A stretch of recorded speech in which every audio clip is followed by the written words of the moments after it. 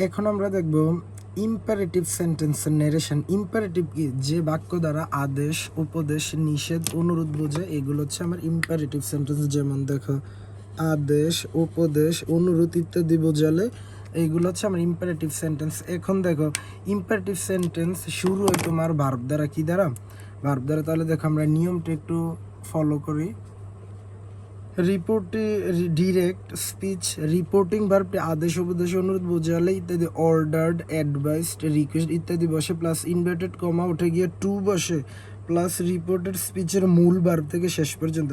এখানে কিন্তু একটা তোমার ইজি একটা কাজ আছে, যেমন টেন্সের কোনো পরিবর্তন করতে হয় না। টেন্সের কোনো কি করতে হয় না, কোনো কাজ নেই। দেখো, হি said to me here E go to Dhaka, Dhaka যাও।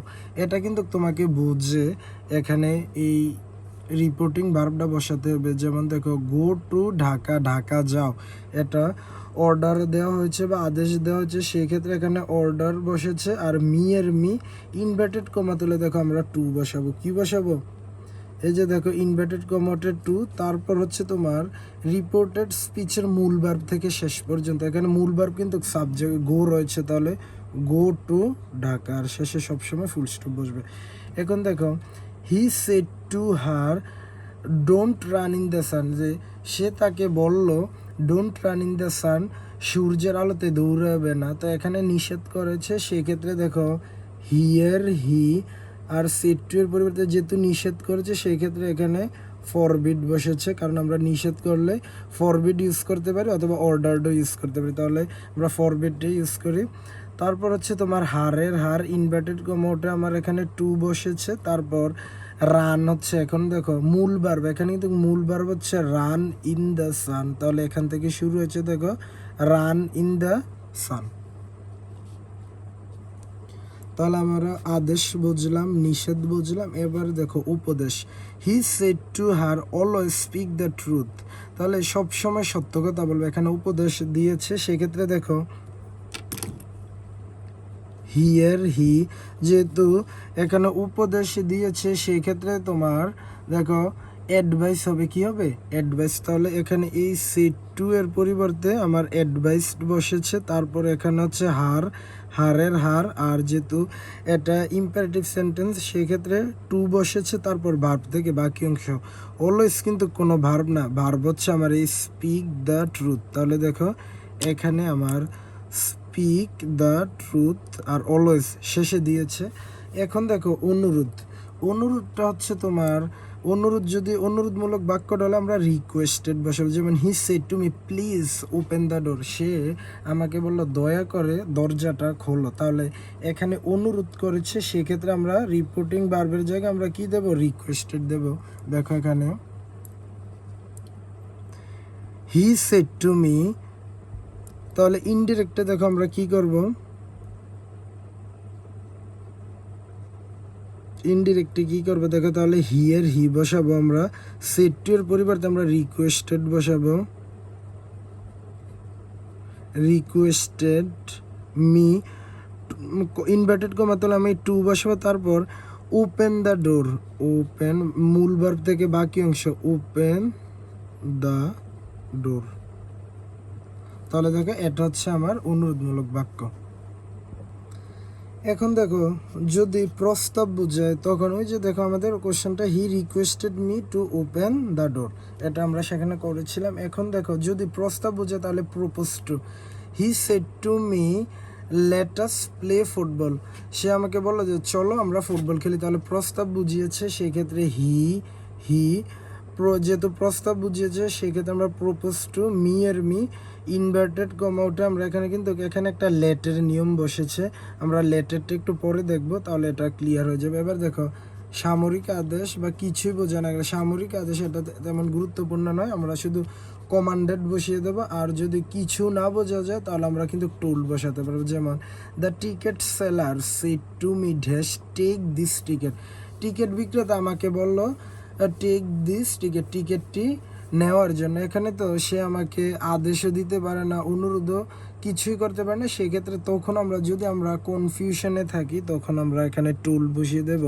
The ticket seller said to me, দেখো the ticket seller told me, এটা যেহেতু ভার্ব দ্বারা শুরু হয়েছে তাহলে দেখো ভার্ব প্লাস ডট ভার্ব দ্বারা শুরু হয়েছে, সেক্ষেত্রে ইম্পারেটিভ সেন্টেন্সে আমরা ইনভার্টেড কমা তুলে কী বসাই, টু বসাই।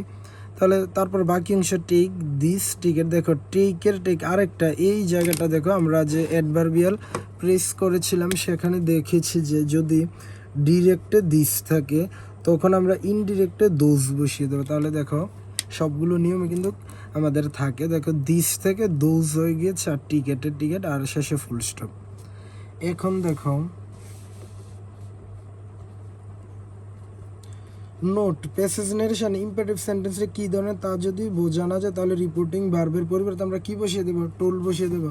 এখন দেখো যদি ডু নট দ্বারা শুরু হয় তাহলে ডু নটও কিন্তু তোমার ডুও কিন্তু একটা ভার্ব আর এটা হচ্ছে ইম্পারেটিভ, যেমন sister shed to me don't run in the sun. দেখো এটা হচ্ছে আমার ডিরেক্ট।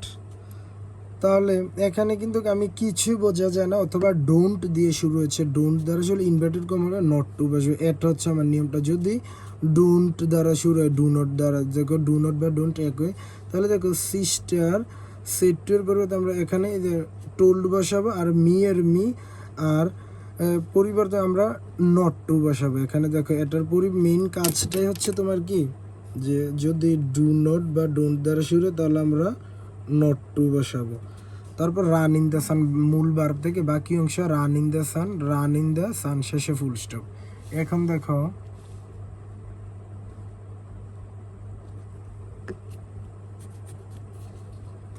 ডিরেক্ট স্পিচের ইম্পারেটিভ সেন্টেন্সটা যদি দেখো, এখন যদি এতক্ষণ আমরা দেখেছিলাম যে যদি ভার্ব দ্বারা শুরু হয় কীভাবে পরিবর্তন করবো, আর এখন আমরা দেখবো লেটাস বা লেটস দ্বারা যদি শুরু হয় তাহলে কিভাবে করব। রিপোর্টিং ভার্বের সাবজেক্ট বসবে, দেখো নিহানের নিহান রয়েছে, যদি দেখো এখানে লেটাস দ্বারা শুরু হয়েছে, মেইন হচ্ছে তোমাকে বাক্যটাকে ধরতে হবে কোন সেন্টেন্সে রয়েছে, তাহলে লেটাস দ্বারা শুরু হয়েছে। আর এখন আমরা দেখছি যে লেটাস দ্বারা শুরু হলে নিম্নোক্ত নিয়মে ইনডিরেক্ট করতে হবে। তোমার অ্যাসারেটিভের মাত্র একটি নিয়ম, ইন্টারোগেটিভেরও মাত্র একটি নিয়ম, কিন্তু ইম্পারেটিভের কিছু 2-3টা নিয়ম থাকে। নর্মাল ভার্বের একটা নিয়ম, লেটাসের একটা নিয়ম, আর একটা লেট মি, এমন মানে 2টা কি 3টা এমন।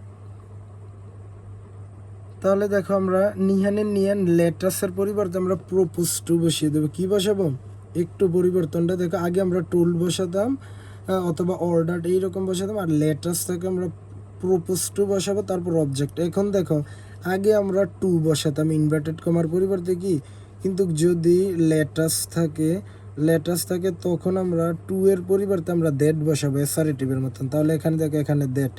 এখন আরেকটা কাজ আছে, যেমন দেখো একটা সাবজেক্ট বসাতে হবে, দ্যাটের পর একটা সাবজেক্ট বসাতে হবে। নিহান দেখো Niyan said to me let us go out for, Niyan আমাকে বললো চলো হাঁটার জন্য যাই, তাহলে এখানে আমরা সবাই, সেক্ষেত্রে আমরা এখানে সবার প্রনাউনটা কি, উই। তারপরে দেখে এটা মুখস্থ রাখতে হবে, লেটাসে শুড বসে, লেটাসে কি বসে, শুড বসে, তাহলে উই শুড। তারপর হচ্ছে মূল ভার্ব থেকে বাকি অংশ, তাহলে এখানে গো থেকে বাকি অংশ দেখো গো out for a walk, go out for a walk শেষ। তাহলে এখানে আমরা কি দেখলাম যে যদি লেটাস বা লেটস দ্বারা শুরু হয় তাহলে আমরা একটা সাবজেক্ট বসাবো এবং সাবজেক্টের পরে আমরা শুড বসাবো মেইন ভার্ব থেকে বাকি অংশ, আর ইনভার্টেড কমা তুলে আমরা দ্যাট বসাবো। কতক্ষণ যদি তুমি প্র্যাকটিস করো তাহলে ইনশাল্লাহ খুব ভালোভাবে করতে পারবে। এখন দেখো আমরা লেটাস না থেকে অন্য কিছু, যেমন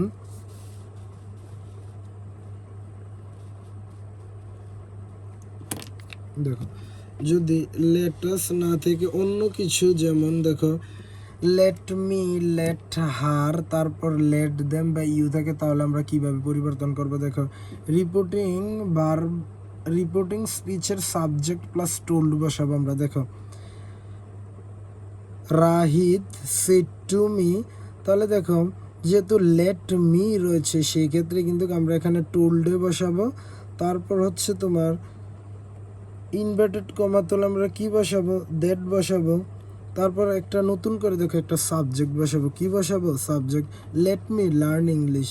তাহলে এখানে রাহিদের প্রনাউনটা হচ্ছে কি, হি। তারপর দেখো আমরা নিয়ম অনুসারে একটা মাইট বসাবো, কি বসাবো, দেখো মাইট বসাবো, সেক্ষেত্রে আমি এখানে সাবজেক্ট প্লাস মাইট বসাবো।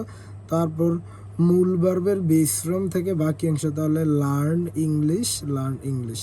এখন থেকে আরেকটু পরিবর্তন, ইম্পারেটিভ সেন্টেন্স ডিরেক্টে যদি স্যার থাকে তাহলে স্যারের পরিবর্তে রেসপেক্টফুলি বসাবো। The student said to the teacher sir help us, মানে স্টুডেন্টরা শিক্ষককে বলল স্যার আমাদের সাহায্য করুন।